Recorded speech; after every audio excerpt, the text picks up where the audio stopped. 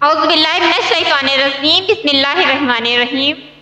मेरी प्यारी बहनों, मेरे अजीज भाइयों, एक किस्सा है कि हजरत हंजला रज़ी अल्लाह ताला अन्हु को निफाक का डर, यानी कि हजरत हंजला रज़ी अल्लाह ताला अन्हु कहते हैं कि एक मर्तबा हम लोग हुजूर सल्लल्लाहु अलैहि वसल्लम की मजलिस में थे।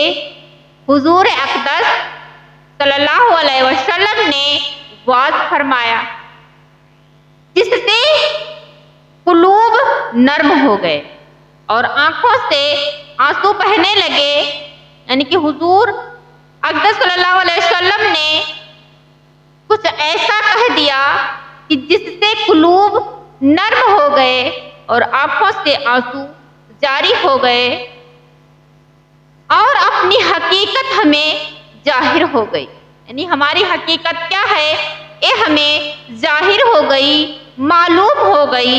हुजूर सल्लल्लाहु अलैहि वसल्लम की मजलिस से उठकर मैं घर आया और बीबी बच्चे पास आ गए और कुछ दुनिया का जिक्र तज़किरा शुरू हो गया, यानी कुछ दुनिया की बातें शुरू हो गई और बच्चों के साथ हंसना बोलना, बीवी के साथ मजाक शुरू हो गया और वह हालत जाती रही जो हुजूर सल्लल्लाहु अलैहि वसल्लम की मजलिस में थी। तब अतन ख्याल आया कि मैं पहले से किस हाल में था, अब क्या हो गया। मैंने अपने दिल में कहा कि तू तो मुनाफिक हो गया कि जाहिर में हुजूर अक़दस सल्लल्लाहु अलैहि वसल्लम के सामने तो वह हाल था और अब घर आकर यह हालत हो गई। मैं इस पर अफसोस और रंज करता हुआ और यह कहता हुआ घर से निकला कि हंजला तो मुनाफिक हो गया। सामने से हजरत अबू बकर सिद्दीक रज़ी अल्लाह ताला अन्हु तशरीफ ला रहे थे। मैंने उनसे अर्ज किया कि हंजला तो मुनाफिक हो गया। वह यह सुनकर फरमाने लगे, सुभान अल्लाह, क्या कह रहे हो? हरगिज नहीं। मैंने सूरत बयान की कि हम लोग जब हुजूर सल्लल्लाहु अलैहि वसल्लम की खिदमत में होते हैं और हुजूर सल्लल्लाहु अलैहि वसल्लम दोज़ख और जन्नत का जिक्र फरमाते हैं तो हम लोग ऐसे हो जाते हैं गोया वह दोनों हमारे सामने हो, जैसे कि जन्नत और दोज़ख हमारे सामने हो।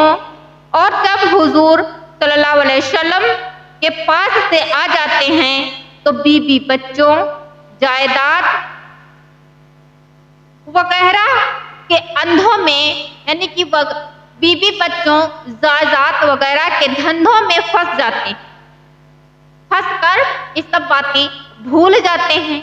हजरत अबू बकर सिद्दीक रज़ी अल्लाह ताला अन्हु ने फरमाया कि यह बात तो हमको भी पेश आती है, इसलिए दोनों हुजूर सल्लल्लाहु अलैहि वसल्लम की खिदमत में हाजिर हुए और जाकर हंजला ने अर्ज किया कि या रसूल अल्लाह, मैं तो मुनाफिक हो गया। हुजूर सल्लल्लाहु अलैहि वसल्लम ने फरमाया कि क्या बात है?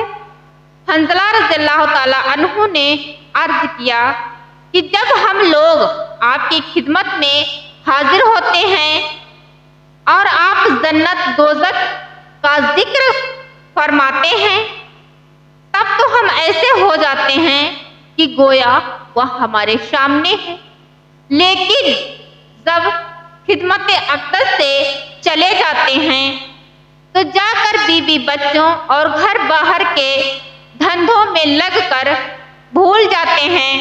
हुजूर सल्लल्लाहु अलैहि वसल्लम ने इरशाद फरमाया कि उस जात की कसम जिसके कब्जे में मेरी जान है, अगर तुम्हारा हर वक्त वही हाल रहे जैसा मेरे सामने होता है तो फरिश्ते तुम्हारे से बिस्तरों पर और रास्तों में मुशाफा करने लगे।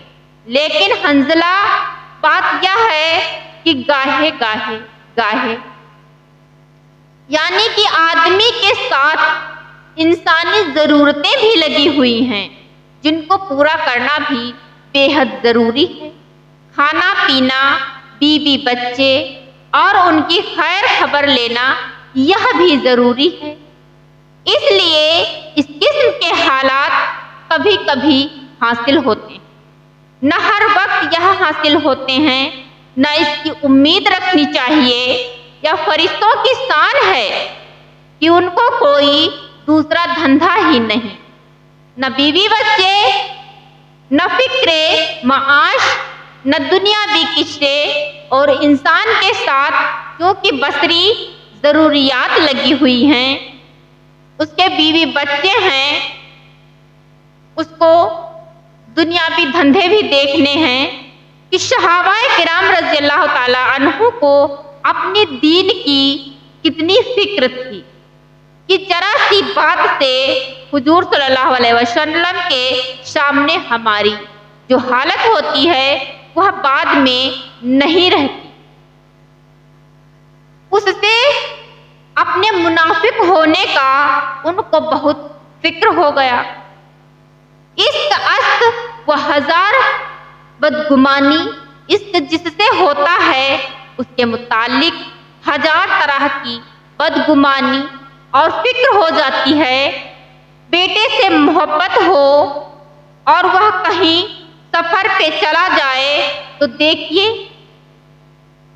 हर वक्त खैरियत की खबर का फिक्र रहता है, और तो यह भी मालूम हो जाए कि वहाँ ताउन है या फसाद हो गया, फिर खुदा जाने कितने खतूत और तार पहुँचेंगे।